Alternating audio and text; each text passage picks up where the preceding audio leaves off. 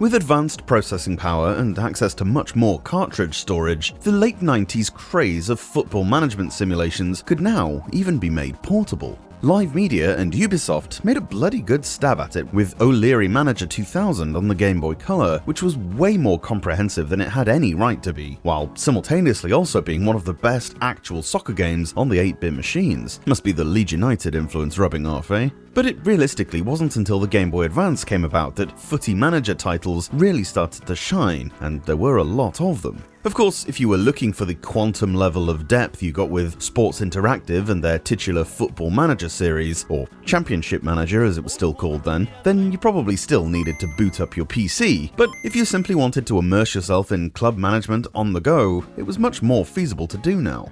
The first of the many to come out on GBA was actually a launch title, in Japan only. J.League had a multitude of titles on both the original and Color Game Boys, including even an early attempt at a management sim, but the majority of them weren't the hottest properties on the market. See my ranking all soccer games video from a bit ago if you're interested in why that was. In J.League Pocket, you take control of a down-on-their-luck club languishing in the doldrums of J2, Japan's second division, and over the course of 2 seasons must both get promoted and then win the top league. Don't want much, do they, these owners? You can, in some depth I might add, train either your whole team or individual players in many different aspects of the game, from their attacking or defending to fitness, set pieces, tactical know-how and so on.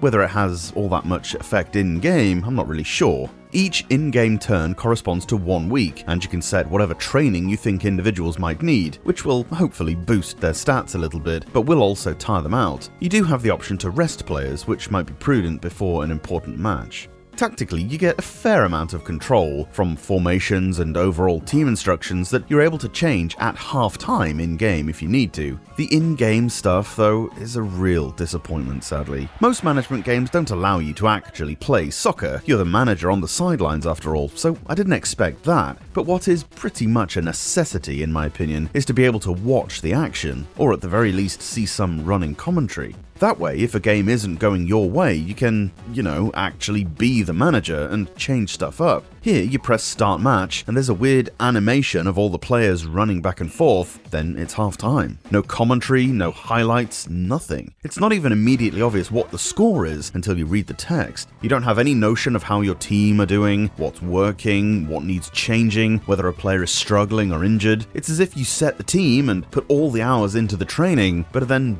busy on match day or something. A very disappointing omission.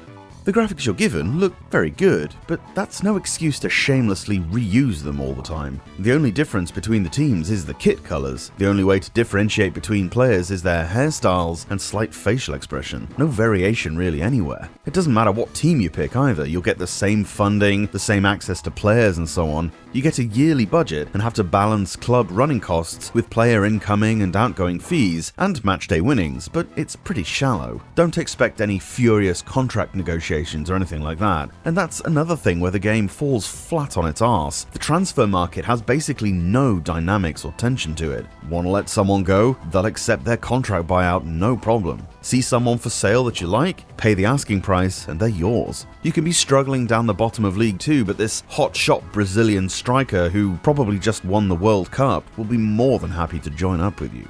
No realism here at all. Make sure you do buy the foreign superstars though, because while you do have the option of domestic transfers or taking a punt on some young up-and-comers, none of them are actually any good that I've managed to find, so don't bother.